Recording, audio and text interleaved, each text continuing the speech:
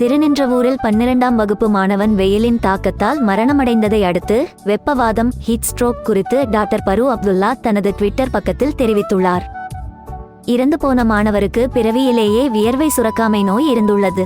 மருத்துவ மொழியில் இதனை ஆன்ஹைட்ராட்டிக் ஹைப்போஹைட்ராட்டிக் எக்டோடெர்மல் டிஸ்பிளேசியா, அன்ஹைட்ரோட்டிக் ஹைப்போஹைட்ரோட்டிக் எக்டோடெர்மல் டிஸ்பிளேசியா ஹீட் என்கின்றனர். நமது உடல் தாயிடம் இருந்து பெறப்படும் கருமுட்டையுடன் தந்தையின் உயிரணு சேர்ந்து ஒரு செல்லாக ஆரம்பித்து பிறகு உடலாக உருவெடுக்கிறது. ஜெர்ம் லேயர் எனும் நிலையில் எக்டோடெர்ம், எக்டடெர்ம், மீசோடெர்ம், மெசோடெர்ம், எண்டோடெர்ம் என 3 உறைகள் இருக்கும். இந்த ஒவ்வொரு உறைகளிலிருந்து தான் பல உறுப்புகள் மற்றும் பாகங்கள் தோன்றுகின்றன. இவ்வாறு இந்த உறைகளிலிருந்து உறுப்புகள் உருவாவதற்கு மரபணுக்களின் பங்கு முக்கியமானது. இந்த மரபணுக்களின் வெளிப்பாட்டில் கோளாறு ஏற்படும் போது அவை சார்ந்த நோய்கள் உருவாகின்றன. இறந்த இந்த தம்பிக்கு எக்டோடெர்ம் லேயர் உருவாக தேவையான மரபணுக்களில் பிரச்சனை இருந்தமையால் முடிகள் இருக்காது, வேர்வை சுரப்பிகள் இருக்காது, பற்கள் முறையாக வளர்ந்திருக்காது.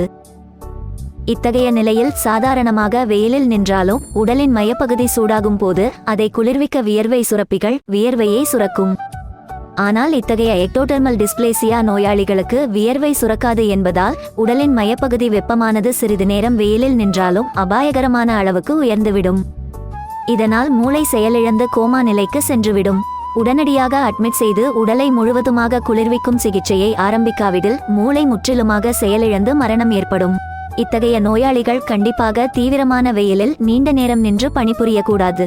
குளிர்ச்சியான நீரை அருந்திட வேண்டும். வெயிலில் நிற்க வேண்டிய சூழல் வந்தால் ஆடைகளில் நீரை ஊற்றிக்கொள்ள வேண்டும்.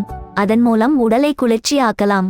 தலை சுற்றல், குமட்டல், தலைவலி, உடல் உஷ்ணம், வாந்தி ஆகிய அறிகுறிகள் தென்பட்ட உடனேயே மருத்துவமனையை நாட வேண்டும்.